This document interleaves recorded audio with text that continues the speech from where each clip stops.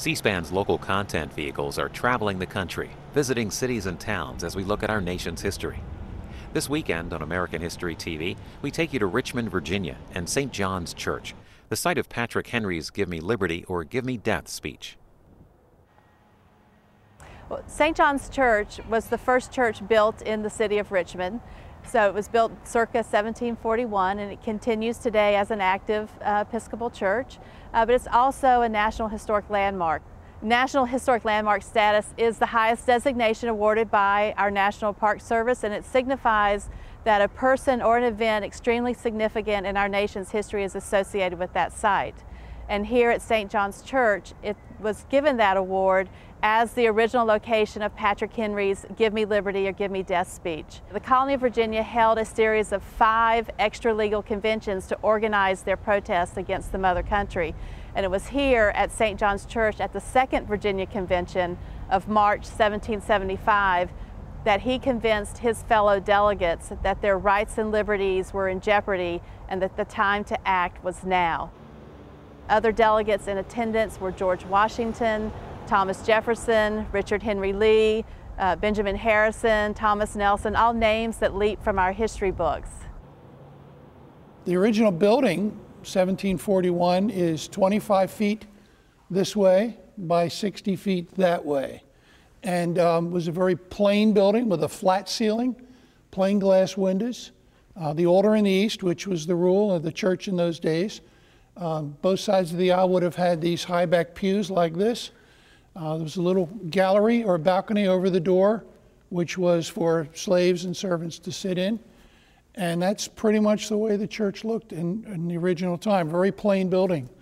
When Richmond got to be 600 people, they built an addition back here that was about half the size of what you see.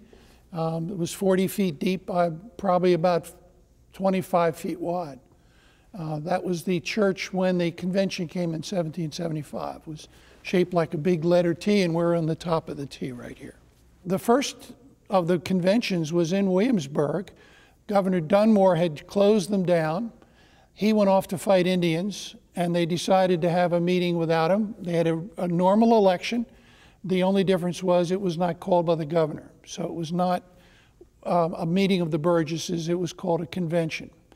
The governor got back and was upset at this, naturally, that they had dared to meet without him, which he thought was pretty close to treason.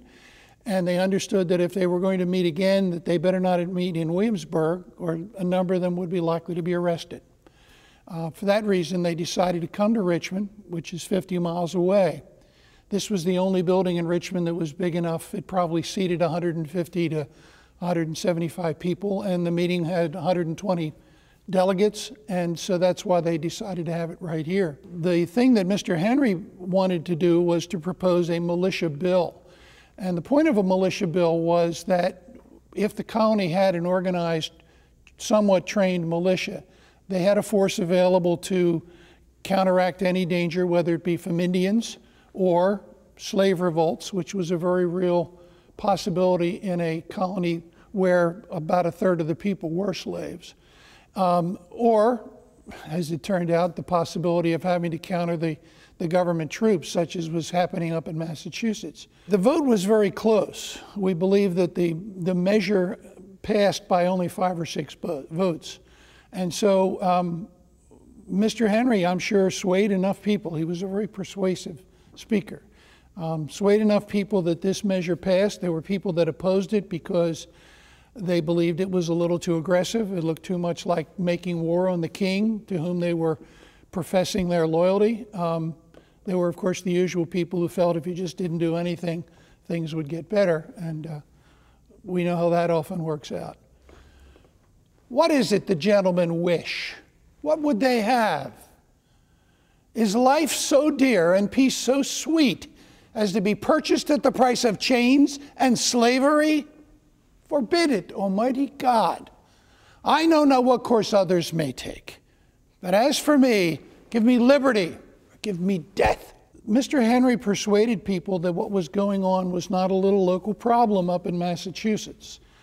This was a problem that affected all of the people in the colonies in America. And Mr. Henry's vision went beyond the somewhat parochial view of being only a Massachusetts person or only a Pennsylvanian or only a Virginian. He had announced that the First Continental Congress in Philadelphia the September before, when they were squabbling over procedural details, he said, "I am no longer a Virginian, I'm an American." And to me that announced that he was someone who saw beyond the little immediacy of what was going on to the big picture, that this was a solution, this required a solution that was an American solution, not a Massachusetts solution. C-SPAN's local content vehicles are traveling the country, visiting cities and towns as we look at our nation's history. For more information, go to cspan.org/LCV.